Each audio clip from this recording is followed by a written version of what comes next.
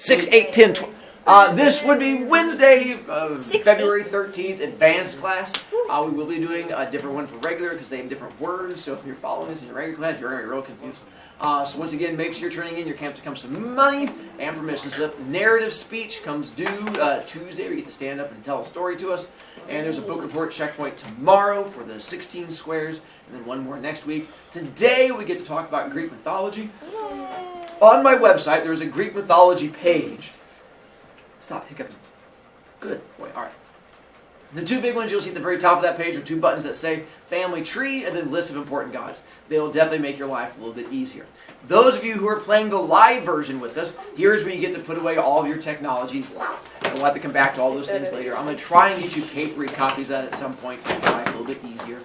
Once again, for you guys, these are the words that we had to go through and take a look at and do, which we're going to talk about here in a moment and try to make your life a little bit better in one way or another.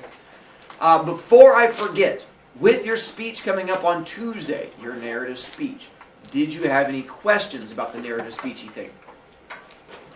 Tomorrow, I'm going to give you guys an actual paper copy of it because there's a thing on the back side you have to fill out, and I'm hoping that'll help you get ready for Tuesday. My goal is, cross my fingers, Tuesday you're not freaking out. We actually have volunteers.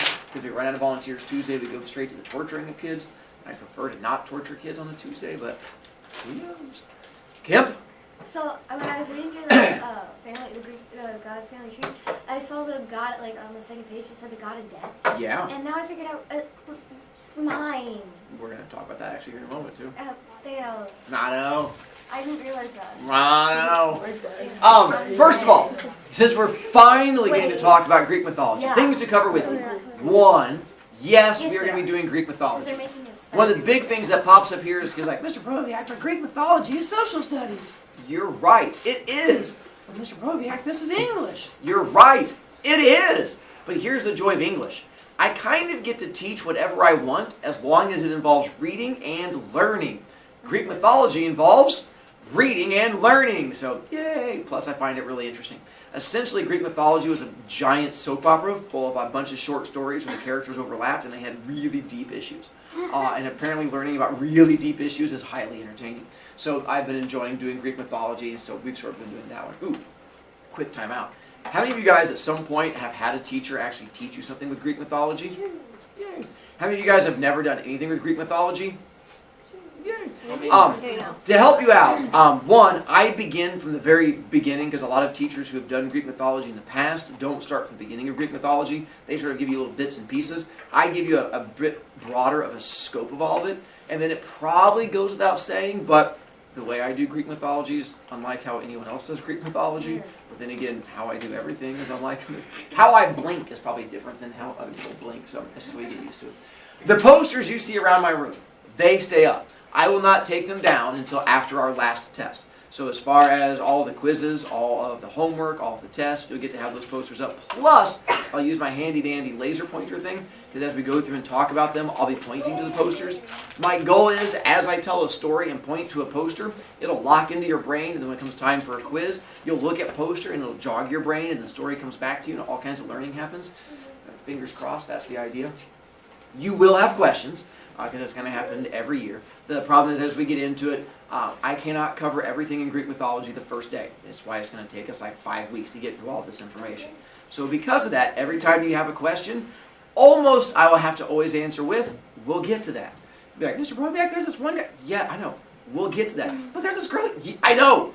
We'll get to that. So just give me time. When you ask a question, the answer is going to be, we'll get to that. Because I cover almost all of Greek mythology, and we'll get to that. Or the answer is, we're not going to get to that. You can talk to me later. Which brings up the idea of, if you raise your hand, don't take it personally if I ignore you. Because I already know how I'm going to answer your question. I'm going to answer your question with, we'll get to that. So just come see me instead of yelling at me in the middle. If you are unaware of it, mythology means religion, by definition. Whether it's Christian mythology, or Muslim mythology, or Greek mythology, it just means it was or is a religion in some way. If you are Muslim, then Christianity is a mythology, because they don't believe in the same things we do. Just for us, Muslims is more of a mythology, because we don't believe in the same things they do. Here, these were the people they believed in. The big difference being for them, it was not a religion, it was the only religion. You either believed in this or you were dead. Those were the only two options out there. It wasn't like you could be Jewish or Christian or Catholic or Muslim. It was either you believed in Zeus or you were just no longer alive. And that was pretty much all it came down to. So these are gods, but lowercase g God, which just meant like a race of being who live forever and everybody can squash you if they wanted to. Different than like the Christian idea of God, which is like the all-seeing mega person. What makes Greek mythology fun is the Greek gods were just like humans, but bigger, which meant they had issues. Lots and lots of issues. Because humans have lots and lots of issues. So their gods were just like people, they just lived a lot longer.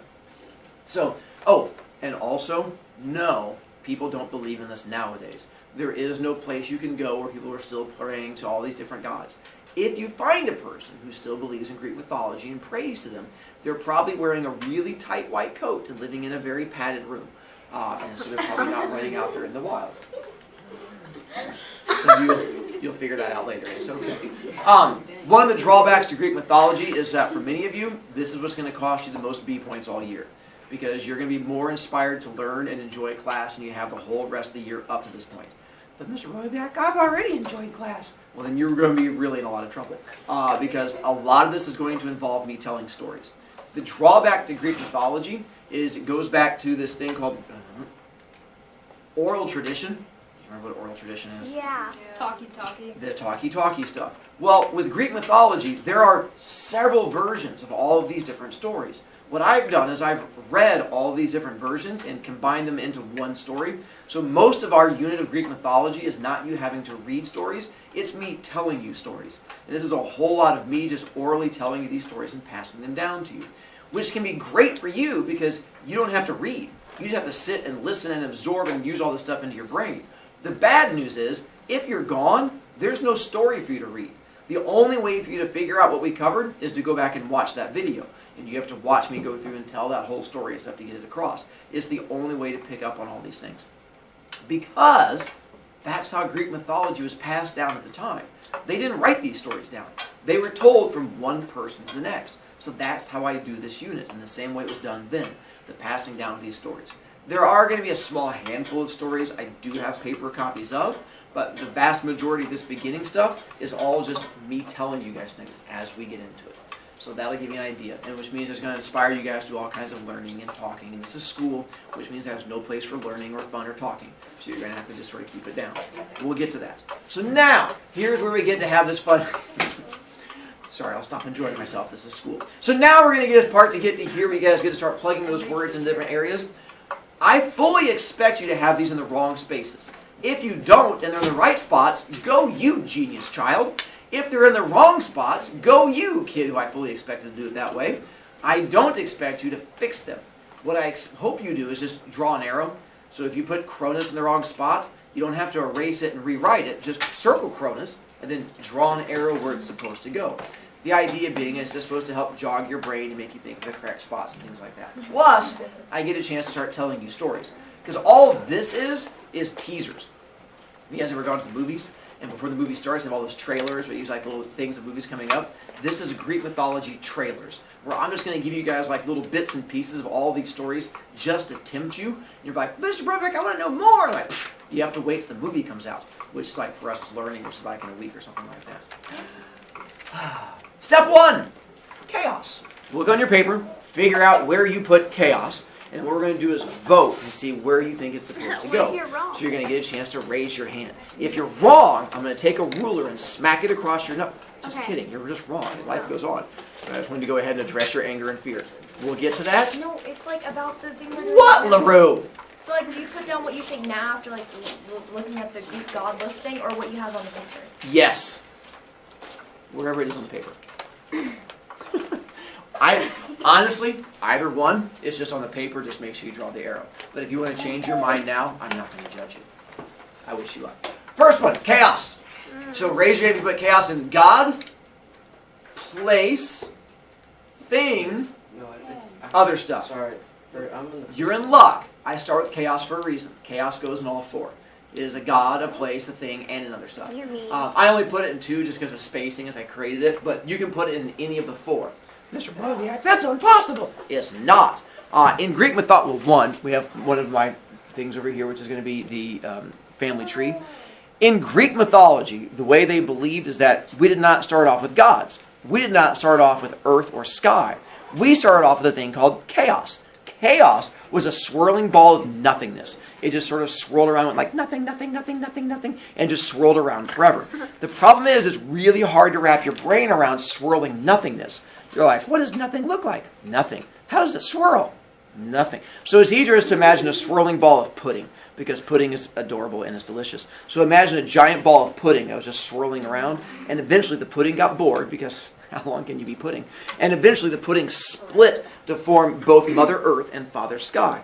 And then from there, they started forming all the gods, because Mother Earth gave birth to the gods, which we'll get to. It's another fun story. And then the gods started then creating all the stuff from there. So technically, chaos is other stuff, because it's swirling pudding.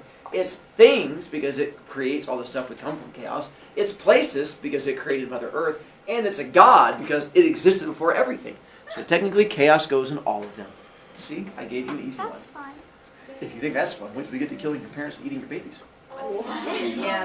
Don't worry, we'll get there. And that's just the baby stuff. Yeah, Next up, Cronus. Look where you put Cronus. We'll go with God, place, thing, other stuff.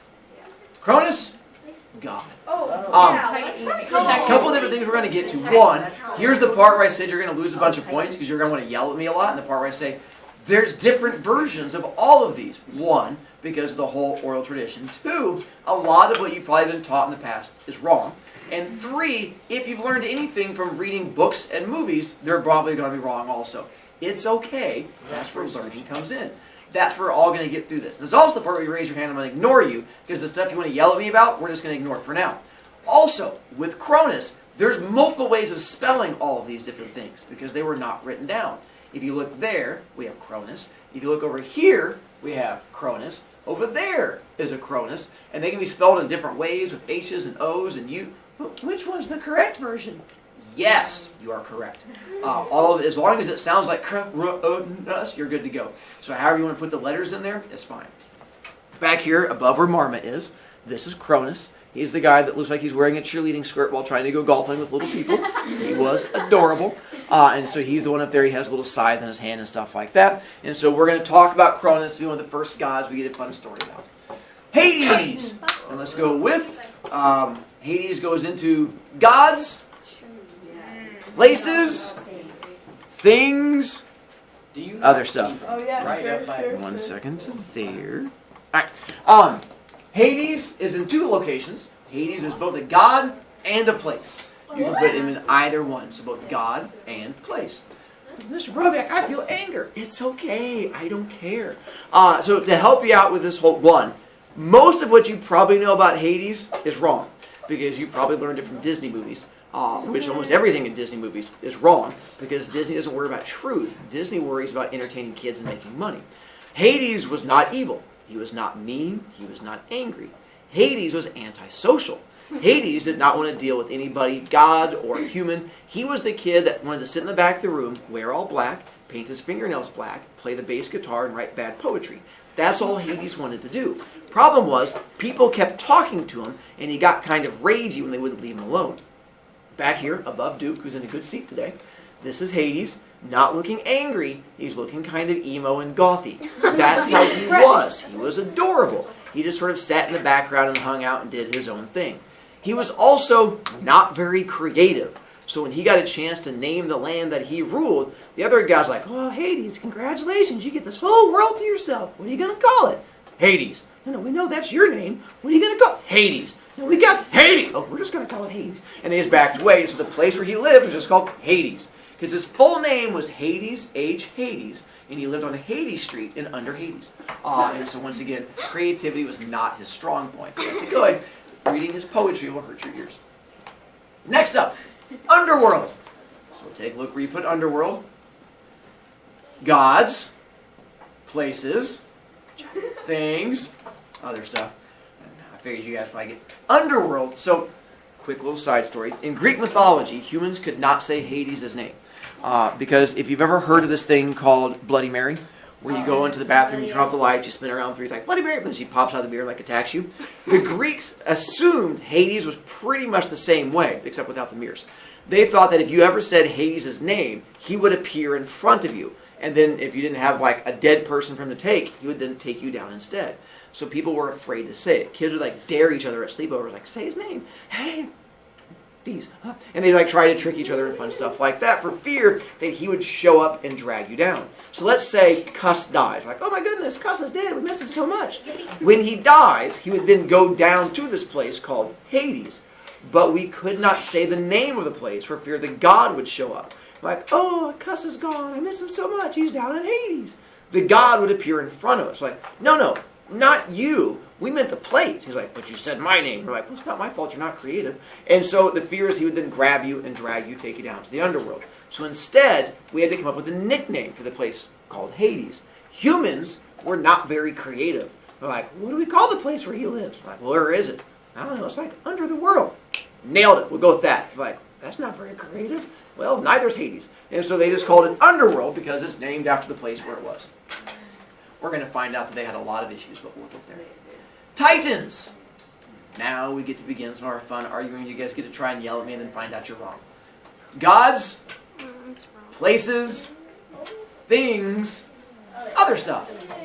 Titans are gods. They're the exact same thing. All the people you see up here are Titans. It's like trying to argue and say, Mr. Brovicast, I'm not a person, I'm a human. They're the same thing. There's the same thing in Greek mythology. The gods and Titans. They called themselves Titans. That's their race. Humans called them gods because we worship them because they would crush us if we didn't. But in there, they were just all Titans. No, Mr. Brovicast, there's a different group called Titans. You're correct. There was an original group called the original 12 Titans who were born, and we'll get to that story. But then they had these things called babies. And what do you call a baby born from a Titan? A baby Titan. What does a baby Titan grow up into? A big Titan. And then those Titans have babies. It's like they just keep being called Titans. Yeah, it's a race of creatures called Titans. They're all called Titans. If that's already frustrating and blowing your mind, skip school for the next 7 weeks. Because it's only going to get worse from there. Vulcanize! So going to that one, figure out where you put Vulcanize. That's very honest, isn't it? Gods, places, found it. Things, other stuff. Vulcanize goes in other stuff. It's just a word that comes from, technically not Greek mythology, but this is where I get to touch on this magical thing called Roman mythology. Mr. Brovicast, what's the difference? There's no difference. They were just a different country. Greeks spoke Greek. Italians spoke Roman. And so, or Romanese, I don't know, some language like that. And so they just called them by different names. All of the gods have 2 different names. You have Ares, who's also known as Mars. You have Hera, known as Juno. Hermes, who was Mercury. Aphrodite, who was Venus. And you have a dude over here named Hephaestus, whose Roman name was Vulcan. And so vulcanize is just a word that comes from Hephaestus as a god. So it's just the idea that there's these 2 different things. Way back over here behind where John is, that yellow poster has both the Greek name and the Roman name. And then it tells you who they're the god of. We're only really focusing on the Greek one, mostly to try and keep your brains from exploding. Because you're already going to have enough weird names. They're like, are all these like fairy characters? They have wives and... No, they're just weird names. If I threw Roman names in there too, your brains would melt. There's only one Roman name that we're going to get to at one point, and that is Hercules, because that is a Roman name. And so we're going to talk about his Greek name, which is Heracles, but that's probably going to make your guys' brain hurt again, but that's later on. But Hercules is Roman, even though they keep saying he's Greek, he's not. Hercules was Roman, Heracles was Greek. Same dude. It's just more fun to say Heracles every time. So anytime you guys see the movie, you're like, look at that, that's Heracles. You're like, what's wrong with you? Like, I'm smarter than you. And you can just sass them because sassing other humans is great. Pandora! Look where you put Pandora. And God, place, thing, other stuff, music station. Pandora was a god. Now, you are correct. There is a music station named after Pandora, and there's a reason the music station is named after Pandora. And there is a jewelry store named after Pandora. There's a reason. And if you saw this movie called Avatar, with the big blue people, there's a planet called Pandora, and there's a all of these have a reason that goes back to the story. Is it because they all came from a jar? No, but there's a reason why Pandora got the name Pandora before we even get to the jar, and we'll eventually get to that background because the name Pandora connects to a lot of just everything that you're going to learn. So Pandora connects to a whole bunch of stuff. Quickly awful, unless it's you yelling at me. No, that's Pandora's box. Actually, it was a Python. Apostrophe S. Because it was a thing that she had. And technically it wasn't a box, it was a jar. But Pandora's jar doesn't sound nearly as exciting. Yeah. It was Pandora's large pot. Once again, that sounds kind of awkward. Yes. Isn't Poseidon Yes. That's what they call him in SpongeBob. Yes, you are correct. Now it's different because in SpongeBob we'll get to the fact that Poseidon had a son. And that's what is actually in SpongeBob, because I go by a slightly different name, but we'll get to that too. Yeah. Triton. Triton, which was Poseidon's son, who pops up in SpongeBob, but once again, stop trying to distract us. We have enough. Like Rose Bikini Bottom, and he has so many sins. What? No, SpongeBob's real life. Next, oh, speaking of which, real quick, because I forgot to mention this at the very beginning, because the kids freak out with Greek mythology, like, Mr. Brovicast, why are we learning this if it's not even real? Because real quick, let you know, none of these gods are real. Because that seems to throw kids off. But we're going to get to the fact, like, on here, the little poster on my desk, on there, one of them is crossed out, has a little X down there at the bottom, and kids are like, Mr. Brovicast, is that a naughty one? No, it's not naughty. It's the fact there's two different versions on how Aphrodite was born. The one that's right up here. One version, nope, different god. One version has her being born from Zeus, one version has her being born from Kronos. Two completely different stories. And so I do the Kronos version because it's the more popular one that's accepted. But the poster right here did the Zeus version. And I didn't want kids to get it wrong, so I crossed it out so they wouldn't like look up there and be like, but it says on the poster. There's more than one version. And then kids are like, well, Mr. Brovicast, which one is correct? Can't we just ask her? No! She's make-believe! You can't ask her. It's like going and asking Harry Potter. Like, you can ask J.K. Rowling. No. The person who, so it's the same thing here. These are all make-believe things. The reason why we're still studying a thing, even though all of these are make-believe, if you are not aware, everything we've done this year has been make-believe. Not a single thing I've done this year is real. The Outsiders, that was make-believe. Landlady, that was make-believe. They're all now except for the non-fiction articles. Those are called non-fiction. Goodness gracious, sassy advanced kids. Mr. Brovicast, non-fiction means non-fiction. I'm well aware, but I'm talking about all the stories we did before you all sass me, make me slap the knowledge right out of you. Cuss. Is that Athena? Yes, you are correct. And what's the story we're going to get to? Next up, narcissist. There's a lot of S's. So figure out where you put narcissist. Oh. He likes himself. We all do. If there's that many S's, we wouldn't. Gods, places, things, other stuff. Technically, he was not a Titan. He was a nymph, which is different. But nymphs were considered gods because nymphs lived really, really long time. Much like back over here above where Marmot is, the Pan, which was the half man, half goat, they were satyrs. They were also considered gods. People would pray to them. They lived for hundreds of years, which made them gods to us, but different race. You had Titans, you had nymphs, you had satyrs, you had centaurs. They were all different races of things that were all sort of in this whole god category because humans got to live for like 50 years, and the gods got to live for like more than that, like 52. And this is a whole different way of looking at it. Sticks. Figure out where you put sticks. I don't. You can all right. Sticks. Gods. Places. Things. Other stuff. Much like chaos, it's everything. Sticks goes in all four. Now, the reason being, it depends on how you define it. Styx started off as a god. She was a Titan. And then she became friends with Zeus. Not friendly, but friends with Zeus. And he granted her one wish, and her one wish was to be turned into a river. Why? Because women are strange. And so she decided to become a river. Whoa. Part of the issue is she was not a good person. She was awful. She was mean. She was nasty. She made fun of other people. Her personality was so atrocious that when she turned into a river, she became a poisonous river.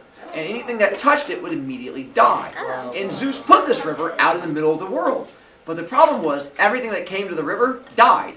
Like, deer were like, look, it's a rat, it would just fall over dead next to it. And humans were like, yeah, look, rat, they'd fall dead next to it. He's like, well, that's not a good idea. So Zeus moved the river and put it down where it's full of dead things. The underworld. The underworld. And so he made it so the river Styx became the thing that separated the underworld from the rest of it. Time to go. Friday, we're going to pick up with Styx and we're going to find out more from there. Tomorrow, book report workday. Go long!